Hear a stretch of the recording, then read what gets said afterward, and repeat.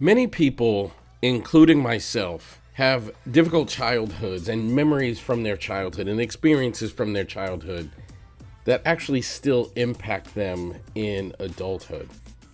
So, what do we do about that? Like, how do we attend to your inner child in a way that you heal from those experiences and you don't have lifelong issues that continue to produce further problems? I think that's a really, really important question. And in fact, I think part of what therapy is supposed to do is to help you heal from your past so it does not have a negative impact on your future, so that it does not cause future problems and things that happened in the past. But this can be really, really tricky. But it's doable. It's possible. And there are things that you can do to ensure that your past does not ruin or have a negative impact on your past. I sit here and I think of some of the things that happened to me as a child. I think of some of the things that happened to me when I was younger. And how do I make peace with those things? And then how do I take care of that Elliott when I'm in adulthood? That's what we're going to talk about this week starting today. So welcome back to the Aha Moments, where every day I share the lessons I've learned in my work as a psychotherapist and in my life to inspire you to live your very best life. Of course, I'm your host, Elliott Connie. To be honest with you, there's something kind of tricky about this particular subject, this idea of taking care of our inner child while we are adults. And I'm gonna try to break down how I perceive this, how I experience this, and what I find really important about it. And I'll tell you a story that I find somewhat embarrassing, but I don't know how else to broach this subject without sharing this story. And I'm not sure I've ever told this story here before, so I'll share it here. When I was a kid, I wasn't very good at standing up for myself. I like to say that my dad kind of beat that out of me. Like I didn't have the confidence or like self-belief to stand up for myself. And this one day, this kid named Adam, he was the kind of town bully. He took my bike and destroyed it. He like bashed it against the wall while I was at a football function. He was at the same football function, and I went inside and he was like bashing my bike against the wall, and he completely destroyed the bike. And I was in there completely pretending it wasn't happened because I couldn't face the reality that like I gotta go confront this kid. And I was embarrassed by my fear, my cowardice. I was just embarrassed. I don't know how else to say it. Even now, like I look back on that experience and I'm just wildly embarrassed. But the reason I bring that up is because one of the ways I take care of that version of Elliott, that childhood Elliott that did not have the strength, fortitude, or courage to stand up for himself even when he knew he was being wronged, was I make sure that I have that skill now as an adult. I make sure that if people are going to do wrong by me, I'm going to confront them and let them know that, number one, I'm aware of the wrong that they have done, and number two, I will not tolerate it. And somehow it makes the younger version of me proud of who I am today, because it was a skill I once didn't have. And now I have it. Now that is something that I am very much able to do. Like now that is something that I can enact, and it's something that I can be proud of. I think if I had not developed that skill, then I would be letting down that earlier Elliott. Like earlier Elliott had to go through this really difficult experience where this town bully like destroyed his bike, and I literally said nothing to him. In fact, to make it even worse, it was at a football function, and my football coach knew that it happened, and he came to me and he was like, "Hey, you need to do right by this. Make sure that he pays you for a new bike." And a few months later, I ran into that football coach, and he said, "Hey, did you get compensated for the bike that kid destroyed?" And I lied, and I said, "Yeah, everything is fine," because I just wanted it to go away. Well, I've now become the kind of person that's like, I don't want it to go away. Like, we're going to deal with it. We're going to confront it. And if we have to do it hard, we got to do it hard. And I'm proud of that. And that is absolutely one of the ways that I take care of my younger self. And it motivates me to continue to grow and evolve in ways that make the investment that the younger Elliott made into me, this current version of me, worth it. So in what ways do you make your younger self proud? You know, everybody has a story. I have a story, you have a story, everybody has a story. And some people's stories are far more tragic, difficult, turbulent, traumatic than others. And I'm not sitting here trying to say like my story's the worst story in the world. I'm just trying to say that it's my story. And I definitely had to go through some things in my early part of my life that I had to heal from, that I had to grow from, that I had to learn from, that I had to become a better person from. And this topic this week is actually tough for me a little bit because I've got to get like really, really personal and talk to you about healing from things that happened in your younger years, man. And it's hard because like I said, we all have something that we have to get over and we have to deal with, and everybody's got stuff that they carry. But I think some people have to carry something that's a little bit heavier than what they deserve. It's a little bit heavier than it should have been. It's a little bit heavier than it needed to be. And I feel like, at least on some level, I'm part of that journey, where it's like some of the stuff I've had to carry was heavier than it should have been or otherwise needed to be. And I want to talk about a little bit about like how I healed from that. And I use the word healed loosely because I don't think you can like totally heal. I think healing is a process. I think healing is a lifelong journey. I think healing is something that you never actually stop doing. But there was a turning point I'm going to share with you today. The biggest difficulty of my childhood isn't necessarily the way my father treated me. It's the fact that I never stood up to him. I watched him treat my mother and my two siblings poorly.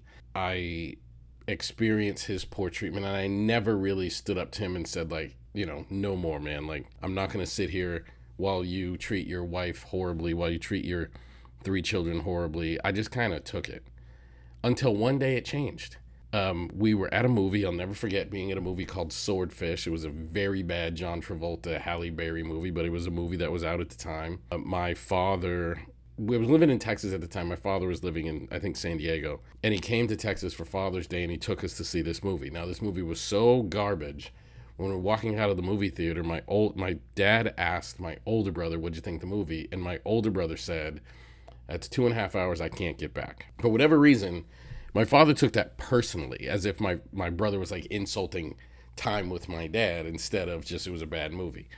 And it turned into a big old fight, like in the parking lot right there in the movie theater. It was a big fight between my older brother and my dad, and I had to break it up. My younger brother was there also. Like, it was a terrible moment. I was just so disgusted with my dad because it was obviously a comment that my brother was making about the quality of the movie, which was a very, very bad movie. You can Google it now. I am sure that movie has very bad reviews. I'll never forget. So I drove that night. I had an old beat up Volvo at the time, but it was mine. It was like one of the first things I'd ever saved up to buy. First things of note that I had saved up to purchase. And my when the fight was over and sufficiently broken up, we all pile into the car. My 2 brothers get in the back seat. My older brother, my dad gets in the front seat. And when he got in the car, he slammed the door. And for whatever reason, this literally is the turning point in my life. For whatever reason, I was just done in that moment. And I said to him, get out of the car and close my door like you respect me. My father looked at me like I was crazy. And I said, I'm not kidding. I'm not starting this car until you show me some respect. And my dad got out of the car and then proceeded to walk like 2 miles along the highway to his hotel. He would rather walk home than respect me. I later called him and I said, Dad, from this point forward, you're going to have to respect me or you can't be in my life. Now, it's a longer story than I have to share today, and maybe I'll make another episode about this, but we have not spoken since. Actually, that's not true. I actually spoke to him a few months ago. My niece, my younger brother's daughter, had a basketball game, and he was there, and he said, nice to see you, son, and came and gave me a hug. It was the first time seeing him in about 25 years. But that was a turning point in my life because I demanded respect from him. And I've actually become the kind of person that I demand respect from everybody. But it started with that moment. It was like, I'm a person worthy of respect and quality treatment. If there was one thing I could tell anybody and everybody, you are worth respect and be treated in a loving, kind way by everybody. And anybody who doesn't, you get to hold them accountable and give them a boundary. Hopefully, those people will respond to that boundary differently than my father, but you deserve it. You deserve kindness. You deserve love, warmth, support, and respect. Last night, I got to do something super duper cool. I got to go to Disneyland. Now, I'm out here doing a training with my colleague, best friend, Dr. Adam Frower. So, give you a little bit of a backstory. We were in Los Angeles teaching, and we had an off day between teaching in Los Angeles and teaching in Long Beach. And on that off day, I had to go to San Diego to be interviewed on a podcast. And while we're driving back from San Diego, traffic was really bad, and we end up in Anaheim. We're like, you know what? Disney is right here. So we literally pull over, kind of an unplanned thing. We're like, let's go to Disney. And it's around like 8 o'clock at night. We're like, let's go to Disney. Close at midnight. We got 4 hours to go to Disney. So we did. We went to Disney and had an amazing time. Also took 14,000 steps, but had an amazing time. It was a wonderful evening and experience. And in going to Disney, I realized a couple of things that are related to the topic we're talking about today, which is like healing yourself and how important it is to give yourself things that you didn't have when you were kids. And when I was a kid, I never went to Disney. Now I go to Disney all the time just because I'm in LA a lot, I'm in Florida, and I can do all kinds of things. And as we walked around Disney, I kept thinking about the younger Elliott, and I didn't just gift myself with a trip to Disney because I couldn't have when I was a kid. I gave myself another gift, and I want to tell you about that gift and why it's so important. Now, as we walked around Disney, of course, it was really, really awesome. I like riding rides, and we rode several rides, and we did several things, and we had lots of fun. But what I gave myself, like the thing I didn't have when I was a child, was freedom. I didn't have, like I had I often talk about like my father and kind of the anger and abuse that dominated my childhood, but I often don't talk about the control that it was. Like there was so much control. My dad tried to control every single thing that I did, and as a result, I never really felt free.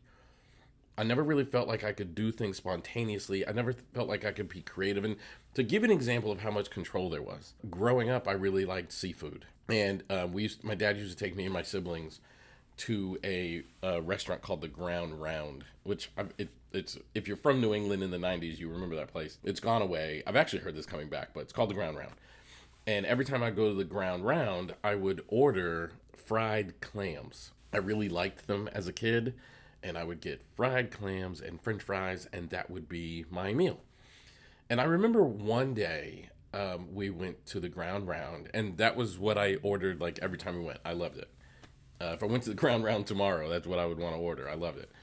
But there's one particular day, for whatever reason, I wanted something different. I wanted something else, like, chicken tenders or, a sandwich or whatever I ordered.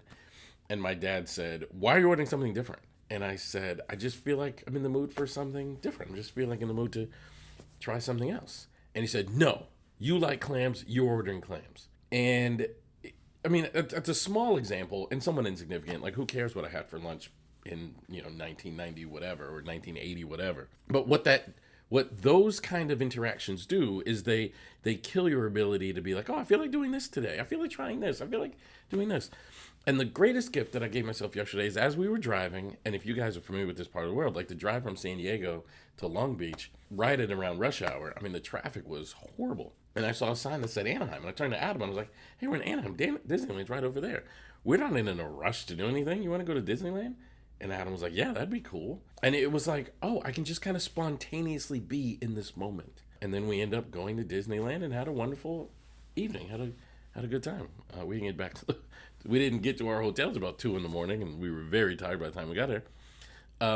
But I have the ability now to be like, I'm gonna order what I want. I'm in the mood to go to Disney, so I'm going to Disney. I'm gonna spontaneously be the person that I want to be. And it's really important you give yourself gifts that you couldn't have when you were a child. That's very, very important for your mental health. And the gift I didn't have when I was a child is freedom of expression, freedom of growth and evolution, freedom to be who I was becoming. And now I make sure to attend to that part of my personality. What's something you didn't have when you were a child that you could gift to yourself now? I think one of the hardest things about childhood, when you come from a childhood that wasn't, super duper ideal, or when you have things in your past that weren't all wonderful and idyllic, you have to kind of unlearn some of the things that you learned in those difficult spaces. And the truth is, that's hard to do. Like there were lots of things that I had to unlearn. There were lots of things that I had to teach myself. The most basic thing that I had to unlearn was that I wasn't negative. My dad was not a person high on compliments, but was a person high on criticism. And he would often say things like, "You're never going to amount to anything." And the worst thing about when your parents say that sort of thing is you're not wise enough to not believe it. Like you're not wise enough to know that it's not true. And you're not wise enough to know that it's coming from a place of their damage. Not that there's anything inherently wrong with you, but there's a wound and an injury that they're carrying. And as a result of them carrying it, they kind of lash out at you and or others and cause more and further trauma. I genuinely had to unlearn that. I really grew up thinking I was not worthy, I was not good, I was not self-efficacious. I grew up believing that I could not amount to anything. And I want to talk about that unlearning process and hopefully give you some things that you can, some tips and strategies that you can deploy that would help you unlearn things that you need to unlearn as well. So like I said, when you grow up being told that you're not smart, that you're not worthy or valuable, you just don't view yourself as capable. I thought that the only things I could do was when people would do them for me. I didn't realize that, man, I was capable of real achievement. But my past is so difficult. I really didn't know that. And I started doing something. So I'm gonna give you two things that will make a big difference. Number one is look for people that believe in you. In my case, this person came into my life, and I don't know that I was looking for it. They just came into my life and they believed in me. And at some point I start questioning, like, why did that person believe in me? So that's the first step. And all of you, man, like, there are people in your life that believe in you. And I want you to get curious. It's like, what is it about me that this person finds so redeemable? What is it about me that this person finds so amazing that they're choosing to believe in me? They're choosing to value me. They're choosing to think highly of me. They're choosing to think wonderful things about me, even when I do things that are flawed, and even when I behave in a flawed way. What is it about me that makes this person, truly value me? And then the second thing I want you to do is find contrarian pieces of data. The first thing I remember is being told I was never amount to anything. And then I go to this college, and this professor named Dr. Marilyn Pugh came into my life and thought I was just a really good student, and I've never really been thought of in that way before. She really believed in me as a student and would communicate that to me, that she believed in me as a student. And I meant a lot to her as a student, and she thought that I could be wonderful as a student. And I remember thinking, like, I'm not sure she's right. Like, sometimes when people compliment you in that way, like, you don't walk away going, oh yeah, thank you for the compliment, I agree with you.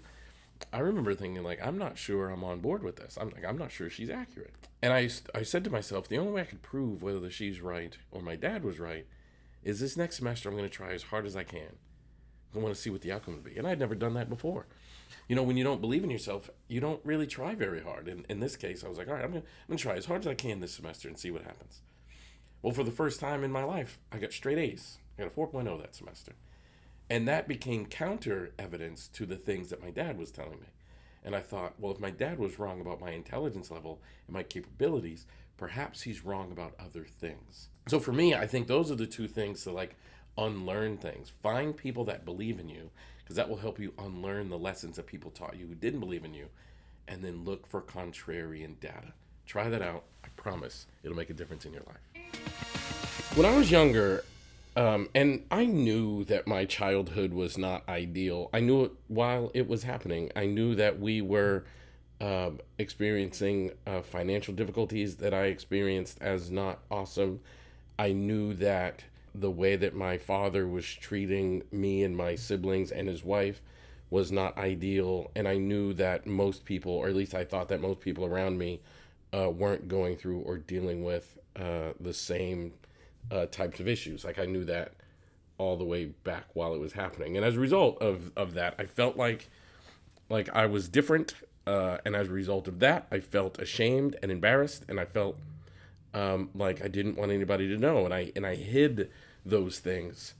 I also thought it was ruining my life. I thought that because my life was getting off to this difficult start, I somehow was not as likely to have success in my future. I thought that this was a very, very bad thing for the outlook of the future of my life. It turns out that things were very, very different. And if there's anybody out there listening to this that's also struggling in their lives, that's also having a hard time putting life together, that's also having a hard time, in their dealing with their childhood or or like thinking of their childhood, then I'm making this episode for you. I look back now and I realize all of those things were true. My childhood was difficult. We were living below the poverty line. My father was mean, abusive, and aggressive. I was embarrassed and ashamed. Like, all of those things were true. But the other thing that was true is I was being built for something. I was being hardened and toughened. There's a fitness guy by the name of David Goggins who talks about like callousing your mind. And the other thing that was true is my mind was being calloused, so that I could focus. And I learned a really important lesson, which is I could achieve things while dealing with significant distractions. I learned that I could work very, very hard and overcome hardships.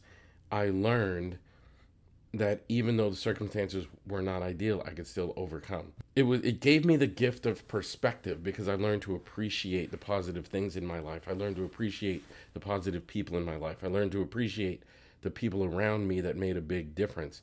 I learned to value these things in a big, major, massive way, in a way that I otherwise wouldn't have if I hadn't gone through the things that I'd gone through. At some point, I became very proud of my background. Not that I would wish it upon anybody, but I became very proud that in spite of the challenges I faced, in spite of the hardships that I dealt with, I still was able to go to college and graduate and get a master's degree and start a business. And I was still able to become a person that never abused or took advantage of women, or you start realizing, like, I have to appreciate my experiences, even the ones that weren't positive, because they contributed to the person that I am today. I learned that through my story I could inspire people. I learned that through my story I could reach people. I learned that through my story I could touch people. That became very, very important to me, and that became very, very powerful to me. That became very significant in my life, to have the realization that just because my life got off to a difficult start doesn't mean that it can't have a fantastic finish. I learned to appreciate this story of my life so much that I started including it in books, in lectures I would give on stages.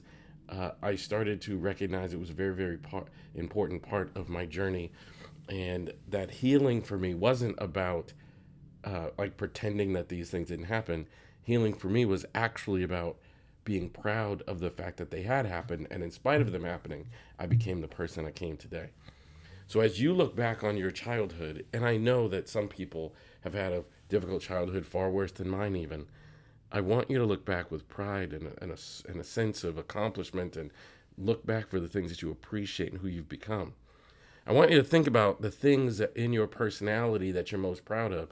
I want you to think of the accomplishments that you're most proud of. And I want you to look back on that difficult childhood and find the reasons that difficult childhood contributed to you having those things and those traits in your life now. That's where true healing lies. Thanks for being here. If you wouldn't mind doing me a super huge favor, I would love it if you would share this podcast with at least one person in your life that you think could benefit from hearing this message today. And also, don't forget to subscribe on Apple Podcasts or anywhere else you listen to your podcast. And also follow me on all of the social media platforms: Facebook, Instagram, Blue Sky. You can search for my name, Elliott Connie, or at Elliott Speaks. That's my handle across all platforms. Can't wait to see you tomorrow.